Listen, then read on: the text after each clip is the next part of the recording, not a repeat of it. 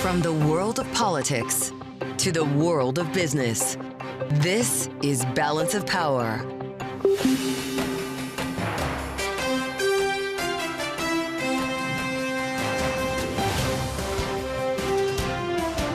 Live from Washington, D.C. From Bloomberg's Washington, D.C. studios to our TV and radio audiences worldwide, welcome to Balance of Power. Alongside Joe Matthew, I'm Kaylee Lyons. President Trump says serious talks are being held with Vladimir Putin about ending the war in Ukraine, even as Russia stops short of committing to an immediate ceasefire.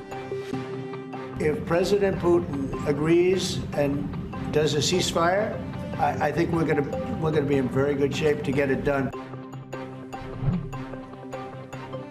The president today meeting with NATO's Secretary General on Ukraine and America's commitment to the alliance. We'll discuss with Daniel Fried, former U.S. ambassador to Poland and former Assistant Secretary of State for Europe. And we'll be joined by economist Kathryn Edwards to gauge the impact of a new round of tariffs threatened today by the president on wine, champagne, and other libations from Europe. And that is where we begin this evening. Thank you for joining us. President Trump threatening retaliation for Europe's retaliation against his fresh 25% tariffs on steel and aluminum. Writing on Truth Social this morning, quote, the European Union has just put nasty 50% tariff on whiskey. If this tariff is not removed immediately, the U.S. will shortly place a 200% tariff on all wines, champagnes, and alcoholic products coming out of France and other EU-represented countries.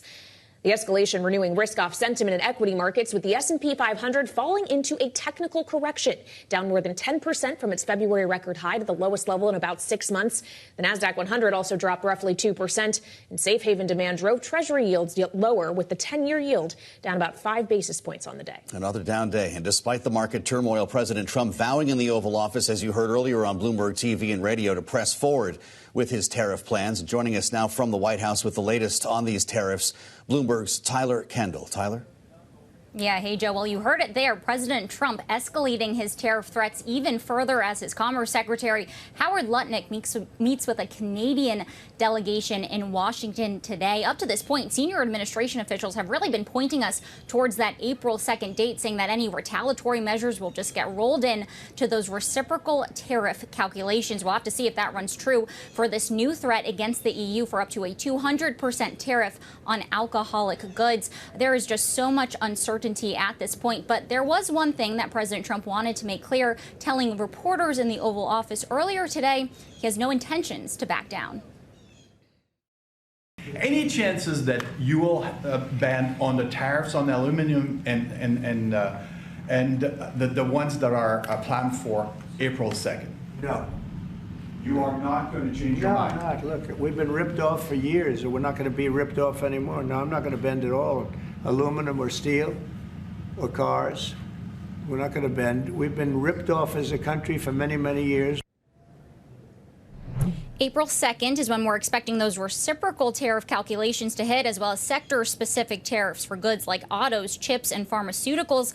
President Trump has said there will be, quote, little flexibility once that date rolls around. We're waiting to hear whether there could be carve-outs or exemptions after yesterday's steel and aluminum tariffs did not include any. Joe and Kaylee, President Trump today in the Oval Office saying that there could be a, quote, little disruption, but that it won't last long, as this White House appears to be asking consumers and investors for a little patience. Well, and that's not all we heard in the Oval today, Tyler, as he was joined by the Secretary General of NATO, Mark Rutte. What did we learn? Right. Well, Kaylee, President Trump said that he would be interested in meeting with Vladimir Putin, a sentiment that Putin actually reciprocated during a news conference today in Moscow, although he did fall short of endorsing a short-term ceasefire after we know that Ukraine earlier this week backed a U.S. proposal for a 30-day ceasefire. President Trump also confirmed that his special envoy, Steve Witkoff, is in Russia right now meeting face-to-face with Putin as these negotiations continue. Importantly, though, this was a pretty consequential meeting as our allies a scramble to get to the negotiating table here when it comes to the future of Ukraine. Joe and Kaylee, the NATO Secretary General, pledging that allies are ready to boost their defense spending, something that President Trump applauded. All right, Bloomberg's Tyler Kendall live at the White House this evening. Thank you so much. And as Tyler was just discussing, Russian President Vladimir Putin says he supports ending the war in Ukraine by peaceful means, but that additional negotiations are needed before he accepts truce terms. Putin adding that he hopes to discuss the terms with President Trump, who said this today in the Oval Office. Yeah, I'd love to meet with him or talk to him, but we have to get it over with fast. If we get a peace treaty, a ceasefire treaty, I think that leads to peace. That's going to really lead to peace. I don't think anyone wants to go back. They've been doing this for a long time, and it's vicious and violent. And I think if President Putin agrees and does a ceasefire, I think we're going to be in very good shape to get it done. For more, we turn now to Daniel Fried, former U.S. ambassador to Poland and former Assistant Secretary of State for Europe, who was here with us in our Washington, D.C. studio. And Ambassador, the last time you were at the table with us, we had all just witnessed the Oval Office showdown between President Trump and Ukrainian President Volodymyr Zelensky. How would you characterize where we are now compared to 2 weeks ago? Better. We're where we need to be, which is putting pressure on the Russians to agree to a ceasefire, and with Ukraine and the U.S. on the same side. This is better. Now, this may be a very short-lived better. Putin has not accepted the ceasefire proposal. In fact, his conditions are basically that of Ukraine's surrender, if you listen carefully to what the Kremlin is saying. The question is, what will Steve Witkoff, the special envoy, tell Putin when they meet or have met, and even more important, how will President Trump react if Putin plays games, which he is currently doing? What President Trump said, that we need to get this done fast, is actually a good sign, because it means his tolerance for Putin's stalling tactics, throwing in new issues, demanding resolution of what he calls the root causes, which is really Ukraine's independence. His tolerance may be low, and he may push back, and he has the ability to do so. So we'll see. But we are in a much better place than we were 2 weeks ago, 3 weeks ago, when we were quarreling with Ukraine, getting in our own way.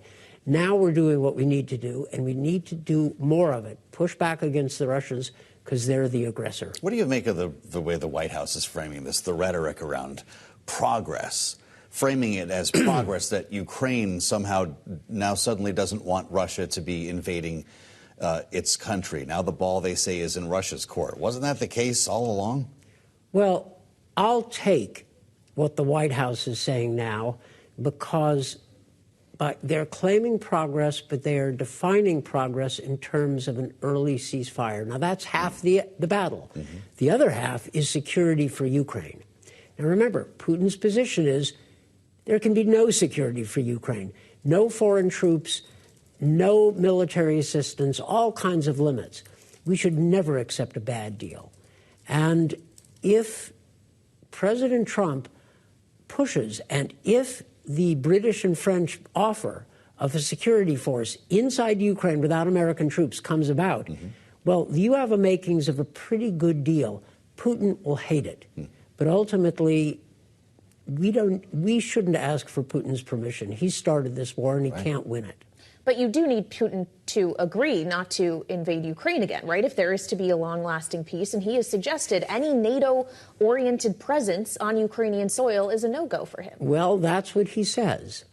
And it seems to me, if you look further ahead than the negotiations, it may be that we never have actually a full agreement. We have a kind of de facto ugly ceasefire. But European forces in Ukraine, we build up Ukraine's military so that Putin can't try it again. Now, this is ugly, and it's messy, but it's one of the possible outcomes. Look, I'm all for backing President Trump's push for negotiated settlement. Yeah, like all in. So are the Ukrainians. But we have to think a couple of moves ahead and not depend on Putin's permission. Important meeting today in the Oval Office, as I'm sure you saw. NATO Secretary General, the latest to sit down with Donald Trump for an extended conversation in the Oval with reporters watching. President has criticized, of course, many NATO members over their level of financial support to the organization. Had this message today for Poland. I think Poland has really stepped up and done a great job for NATO. As you know, they paid more than they had to. They are one of the finest groups of people I've ever known. I'm very committed to Poland. What about Baltics? Poland's in a tough neighborhood, you know. What about the Baltics?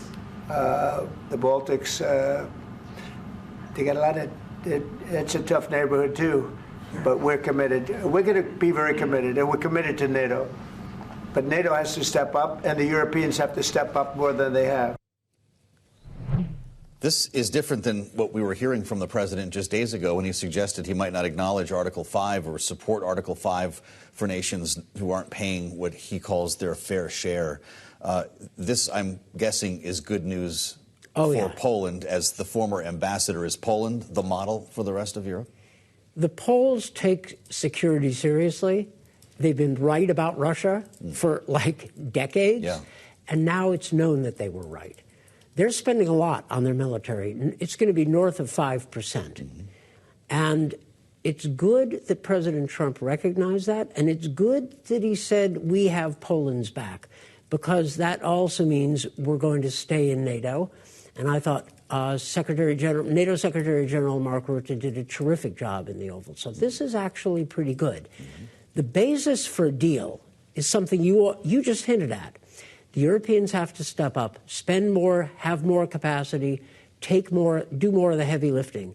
And in return, we stay in NATO, we back them up, and it all works. Trump, if this works out, Trump will be in a position to say, well, I had to be rough, but I got it done.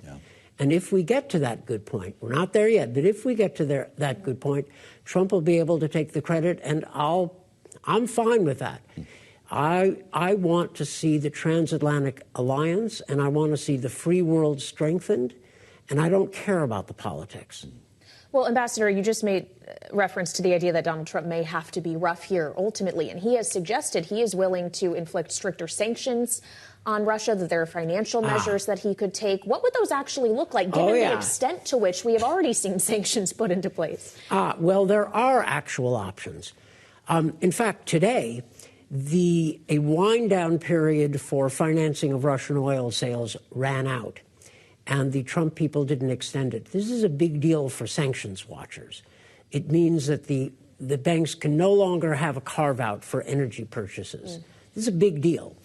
And the Trump administration has options for escalating sanctions against Russia. The Biden people went after some of the ghost fleet, the tankers that are delivering oil. Taking it to China. Yeah, in violation of the oil price cap. Well, we could go after all of them. We could be more aggressive in our use of secondary sanctions. We could launch a full financial embargo on Russia with a whitelist of permitted transactions, everything else being presumably prohibited. Now, I'm not saying we'll do this, but we do have options. So if Putin messes around with Trump, if he stalls, if he obfuscates, if he deflects, Trump has, what is his word, cards? I mean, he really has them.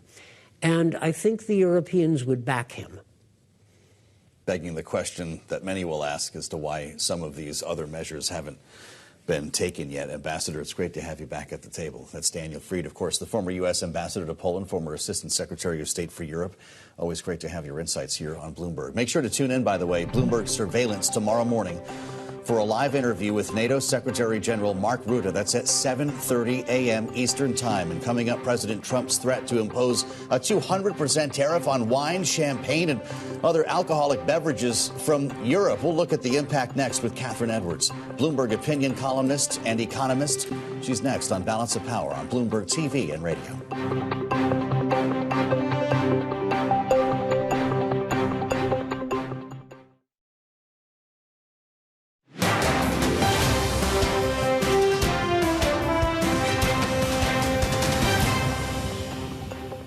We are going to export, and people are going to build in America. Those two things are going to happen, and they're going to happen because Donald Trump's going to create fair trade.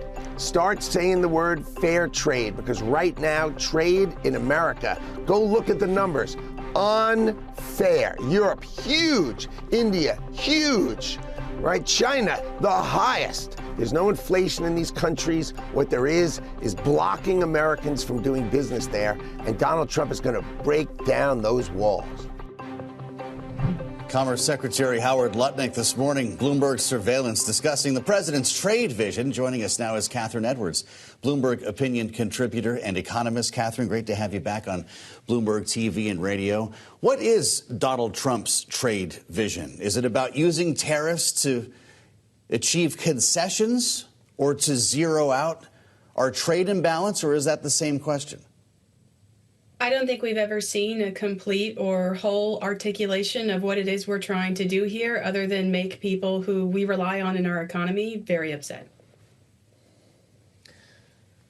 Okay, well, fair enough. I guess the question is how much upset in the economy you actually anticipate there to be, Kathryn, because we got PPI data today, CPI data yesterday, both of which cooler than expected. For how long can that kind of downward pressure on inflation last if these policies become reality?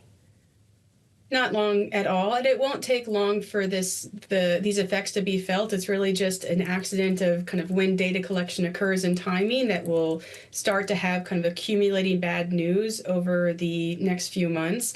I mean, the Atlanta Fed GDP Now forecast is already saying that Q1 will be negative, and it'll be negative by a healthy margin in terms of GDP growth, or in this case, decline over the start of the year. You know I said a short answer at the beginning, but that's because I think that we've all been filling in gaps for so long about what this could potentially accomplish. But the answer is it accomplishes what we're seeing right now: needless and hostile retaliation across countries that we don't necessarily have a political fight with.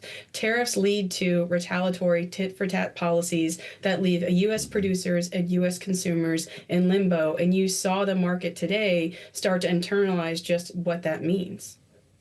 Well, so let's wade into the short-term pain for a long-term gain idea, Kathryn. That's what we're hearing now from the White House. This is what the president himself has suggested, even as the stock market round trips to where we were before the election.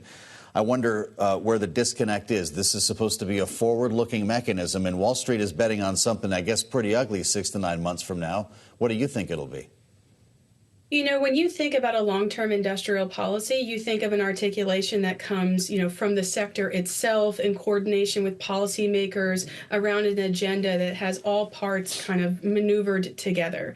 It's not like we've heard from champagne producers in Northern California that they can't make it if France is allowed to sell champagne in the United States. It's not like there's been industry clamorings begging for tariffs. In fact, most companies have been pretty quiet about how they don't really want this, and they're hoping that he won't follow through on this promise because they have an export market that they're trying to maintain. So there's no coordinated strategy, there's no cohesive goal, and there's no narrative. I mean, what I heard of short-term pain and long-term gain was they're starting to get briefings to tell them that a recession might be coming and that they're going to get blamed for it. And so they're trying to pivot around the story to say, well, obviously there's going to be a recession. We knew there was one coming all along. That's why we've been talking about it for days. But they've never articulated what the long-term gain will be.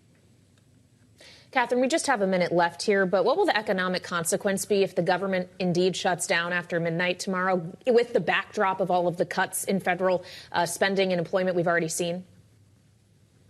Well, certainly there will be immediate consequences as payment processes start, as government employees are furloughed. Who is affected? How much? Is it TSA? Is it not TSA? Those critical functions will have immediate economic ramifications. And of course, shutdowns are very, very expensive for the taxpayer because we have to foot the bill plus interest after the fact.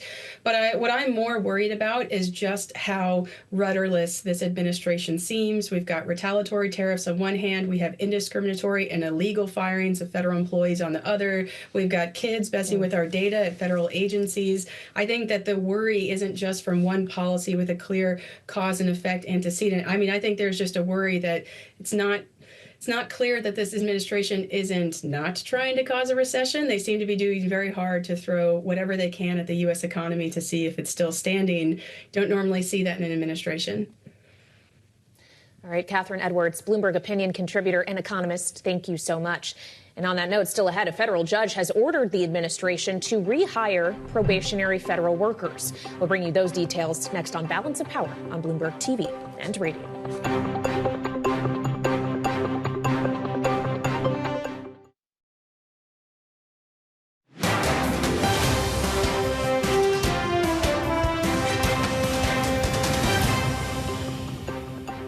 This is Balance of Power on Bloomberg TV and radio.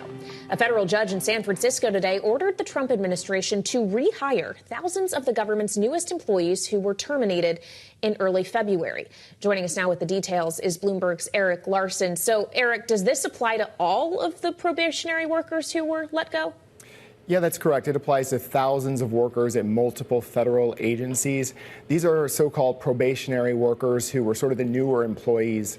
And the judge pointed out that this sort of template firing of all of these employees, allegedly for performance, was actually what he called a sham, and said that something like this should never have happened in this country. So it was a pretty harsh ruling from the judge and ordered all of those employees back. Amazing. These are in many cases, people who were fired by email and voicemail, not allowed even back in the building in some cases. Do we have a sense of when they'll be back on the job? Well, the judge ordered the government to provide a list of all of the employees who were fired in this manner and to give an update on each and every one of them, how they're being brought back to work. So it remains to be seen exactly what the plan is for bringing them back. Of course, this is a type of decision that perhaps the government can appeal. But in the meantime, the judge wants these employees back to work. Well, certainly we had news about employees in the Department of Education specifically this week, with more than 1,300 people announced laid off. Erik, we got a separate lawsuit from the New York Attorney General Letitia James and other states around the Department of Education today. That's right. A big group of states, pretty much every Democratic-led state, joined this lawsuit filed in federal court in Boston, seeking a court order that attempts to essentially dismantle or shut down the education department are illegal. They're unconstitutional, the states say, and violate a federal law against the administrative procedures being carried out in a sort of haphazard way. So they say that Congress created the education department, as we know, and they say that only Congress can dismantle it.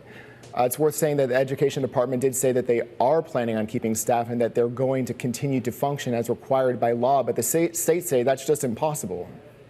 Yeah, even, lawmakers of both parties tend to agree with us when we ask them about that, Erik, that yes, Congress can only have the say on dismantling or doing away with a federal agency. In our remaining 30 seconds, though, what if that agency still exists, but the president just doesn't fund it or use it? It's essentially on mothballs. I mean, that's exactly what we're going to have to find out with this court case. It's pretty unprecedented, a lot like a lot of the cases going on. So we also had public comments from the education secretary saying that the firings of these employees was the first step to shutting it down. So it's a little bit of a mismatch between those kinds of comments and what the department is saying they're doing. Bloomberg's Erik Larson. Thank you so much, Erik, for the update on this. Coming up, Senate Democrats, Republicans in a standoff over a spending bill to avert a government shutdown. We'll have much more on this next on Bloomberg TV and radio.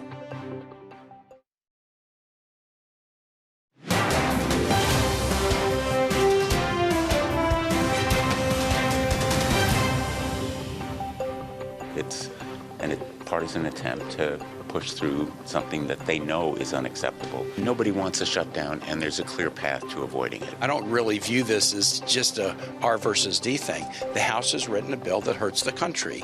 There's no reason that the Senate just has to accept it because the House left town Tuesday night. The Senate will always wait until the last minute, and then we'll compromise and collaborate and figure out some way to get to something that's at least a little bipartisan.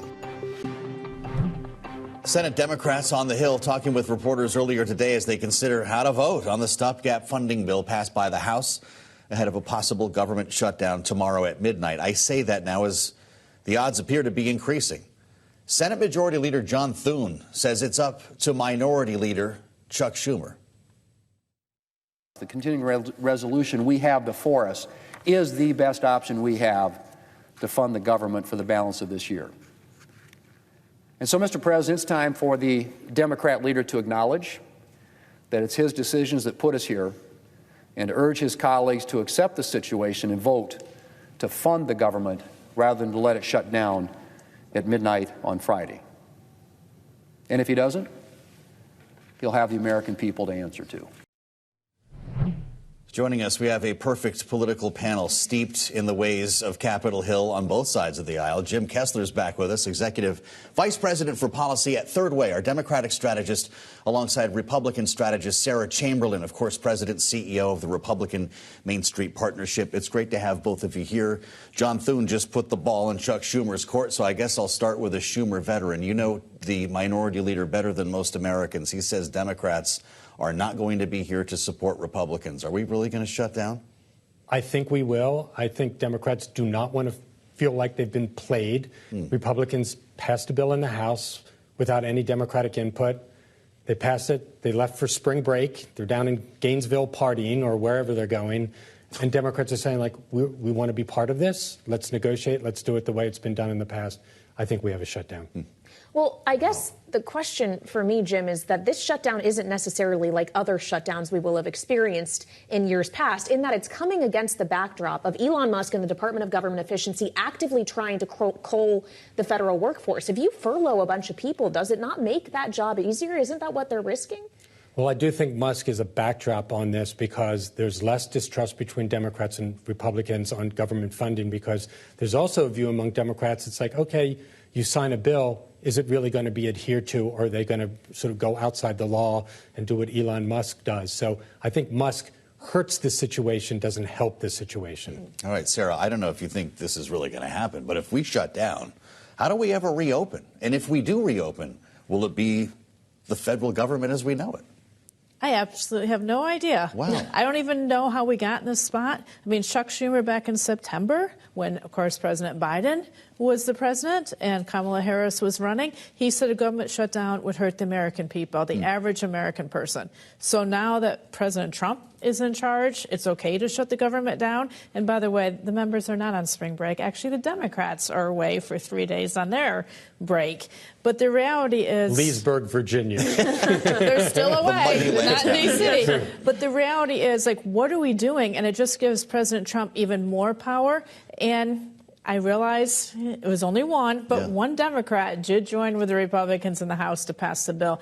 And from most people's perspective, the bill is pretty clean. There's some funding for rural hospitals and medicine, but it's not a bad bill. So I'm really stuck. And that's why I said a couple weeks ago, I'm like, I'm 100% that this would pass, because I thought it would be the Republicans. Really didn't start going up until the last 24 hours since Chuck Schumer said this, right? I mean, that's what changed the story. Yeah, well, and to your point, on one Democrat in the House voting for it, Congressman Jared Golden of Maine, obviously more of a moderate, someone who's in a very unique district in terms of the competitiveness landscape. In the Senate, we have John Fetterman, who has said he won't vote to shut the government down. But literally, who else should we be watching on this, Jim? Yeah, I think it's folks that are up like John Ossoff. But, you know, I want to get back to Sarah's point. Like, this bill is not far off to something that Democrats and Republicans could both agree to.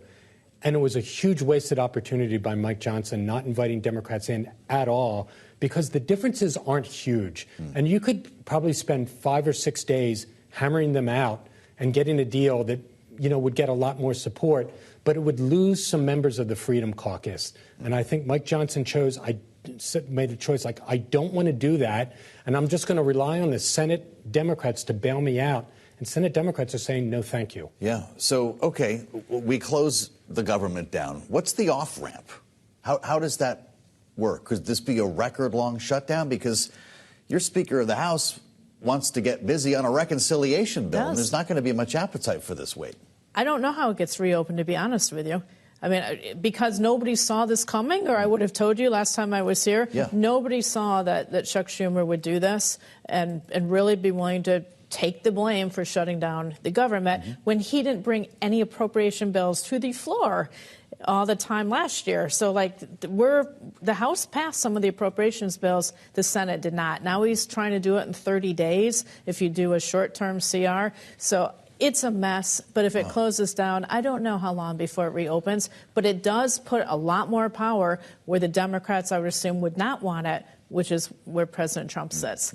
So, I mean, it really empowers him. Yeah, and you're right, with the federal employees, I mean, they're all furloughed. Well, it's going to be a mess, and it could be a long-term mess. Well, and so that could be one headache that the district, us in the bubble, would be experiencing. But to the point that Jim was making about things that Democrats might want changed, they also have been upset about the idea that this strips $1 billion in funding away from D.C., funding that is D.C.'s to spend. It is technically their money. This is where members of the Main Street Caucus have their staff living in large parts there. Right. Why was this included? Because they're looking to make some changes. Obviously, we have a security problem here. A lot of the Main Street. So pulling funding away from police? No, they're working. They want to work with the mayor to reallocate the funding and change it. This was a message. This is definitely a message to her. But it is not safe. We've had members of Congress attacked. We've had staffers attacked. I mean, I've lived in D.C. for 36 years. Okay. And the narrative that this city is in chaos and out of control, like, I'm just tired of it. The reason why that $1 billion is not in the CR, it was a mistake. They just made an accidental mistake on that. And now they are trying to reverse engineer and saying there's some sort of reason. And that's why Democrats should have been brought into this process here, because I'm not saying a ton of Democrats would have voted for it, but enough would have voted for it. There are mistakes in this bill because it was rushed through and you didn't have the oversight of both parties. So that wasn't some sort of punitive measure to no, penalize it was a the mistake. District of Columbia. Does it prompt accident. a recession in the capital city and the surrounding area? That's what a lot of people are saying. Yes, absolutely a recession in D.C. and in the DMV. I mean, we're already starting a recession. So, and look, for people, maybe you don't care about a D.C. recession. We buy a lot of our products in other places of the world. We buy things online, so it matters. Well, and obviously the economic concern goes outside of D.C. when we're talking about policies like tariffs, as we spent a lot of time here on Balance of Power discussing. Sarah, we're certainly seeing it in polling as well, that Americans think that Donald Trump might be doing some damage to the economy with policies like this. What are members hearing at home in their districts about trade policy specifically? They're getting a lot of questions back home. They are back home working now. They didn't go on vacation. They're actually home. And they're hearing that. They're still hearing more, though, on Elon Musk's situation than the tariffs. They think President Trump, like he's done before, he rolls them out, then he rolls them back. So they're watching that, but they're really concerned about what Elon Musk is doing still. It might change next week, but that's really where the focus is right now. All right, Sarah Chamberlain and Jim Kessler with us. They both agree we're shutting down. On the eve of a potential shutdown. Wow. Thank you both so much for joining us. This is Bloomberg.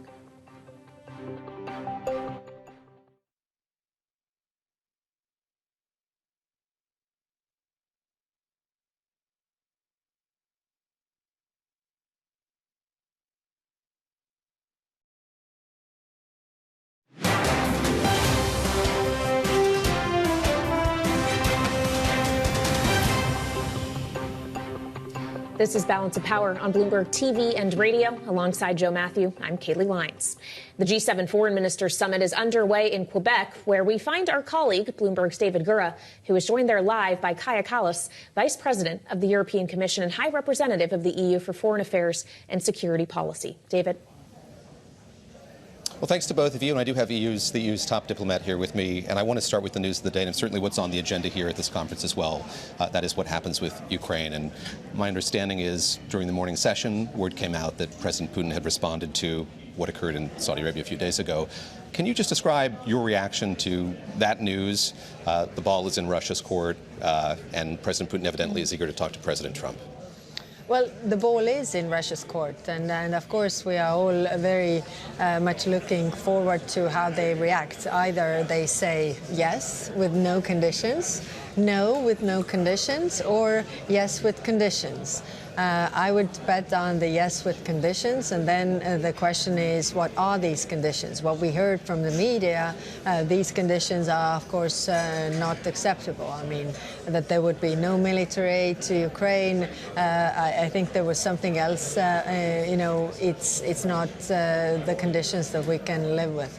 Have you been briefed directly by the Secretary of State, by Marco Rubio, about conversations that are taking place in Russia between Steve Witkoff, the president's envoy, and President Putin and his team? Yes. Secretary of State Marco Rubio briefed us what was the case in Saudi Arabia. Witkoff is traveling to Moscow and the talks there. So yes, they're keeping us informed and also promised to not agree to any conditions that we wouldn't agree. That we definitely have to talk to each other before anything moves forward further. Is there any update on what European nations want? That is the security guarantee for Ukraine. And if they aren't in place, do you have much faith or confidence that Russia would uphold its end of the deal if, in fact, there is one? Well, that is always the question, because we have seen the ceasefires before, and Russia has never kept to those agreements. So that's why I think the best security guarantee, or the first security guarantee that there is a strong Ukrainian army. That's why we are also arming and helping Ukraine to defend itself. I mean, we need to work with that. We don't have any guarantees from Russia's side that they are intending to keep those agreements. But of course, right now, the ball is in Russia's court to show goodwill. They could start with, giving back the children that have been deported to Russia. They could start with releasing the prisoners of war. They could start with many elements to show their goodwill, really.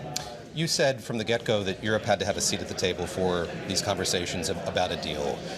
Are you being briefed regularly? Do you feel involved in this process? Are you satisfactorily involved with how it's playing out? Well, any deal without us can't just simply work, because the war is in European soil, and it needs Ukraine and also Europe to agree to any kind of conditions that we have to implement, or any kind of deal that we have to implement. That gives us the seat around the table.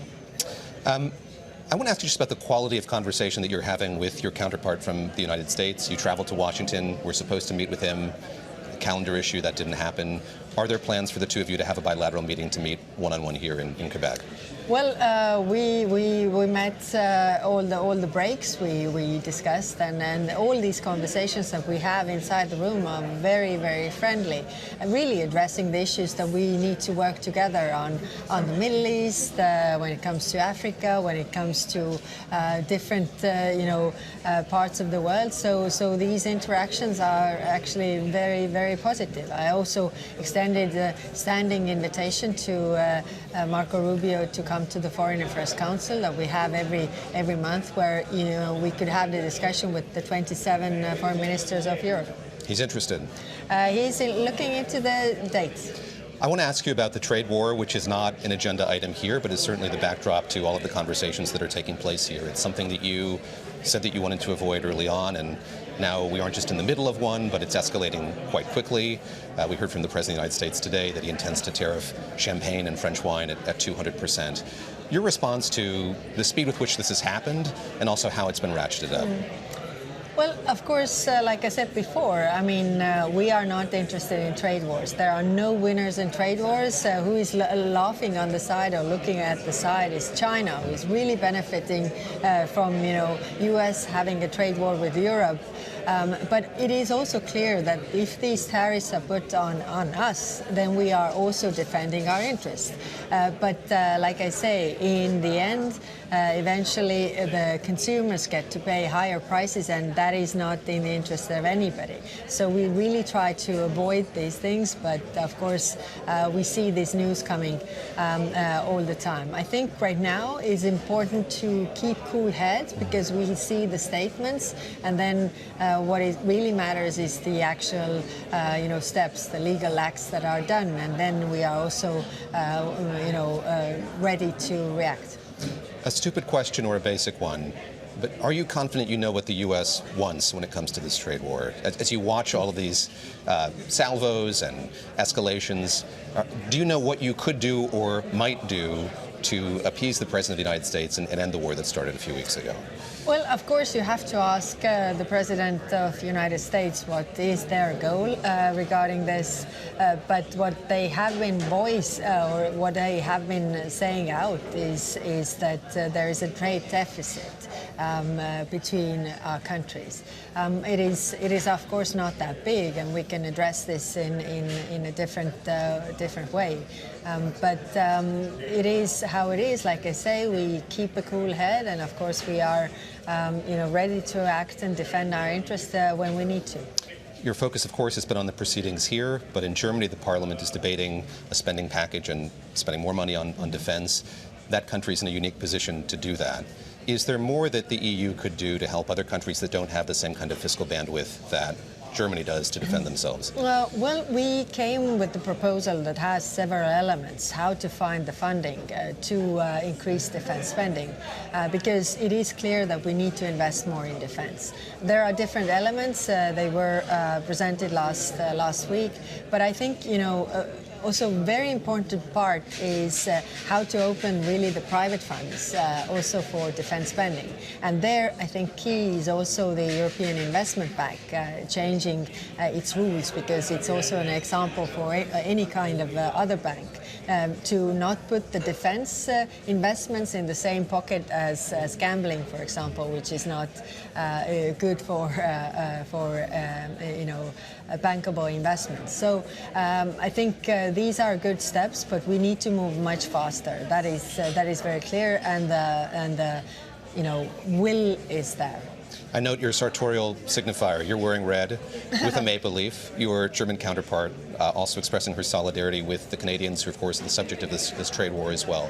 What message are you trying to send, yes, by doing that, but also here in conversation with your colleagues from the G7? Well, Canada is our good partner, and we are here in this wonderful place in Canada. So of course, we have very good relationship and friendship with Canada. So I think this is important that we are in this together when it comes to different wars and conflicts around the world, but when it also comes to economic security. We need to be there for each other. I imagine that there is an element of this that's disorienting. This is a group of allies, and you have one now who's not waging a shooting war against other members of this multilateral institution, but is waging a trade war. How do you think about that and the notion of allies and the way that nations outside of the U.S. are kind of coalescing with each other in opposition to the U.S. here? I think the key for us is our strength is in unity. And of course, our adversaries want to see the divisions between the long-standing allies as we are, because that makes them stronger and that makes us weaker. We have to keep this in mind all the time and really, really work with that unity.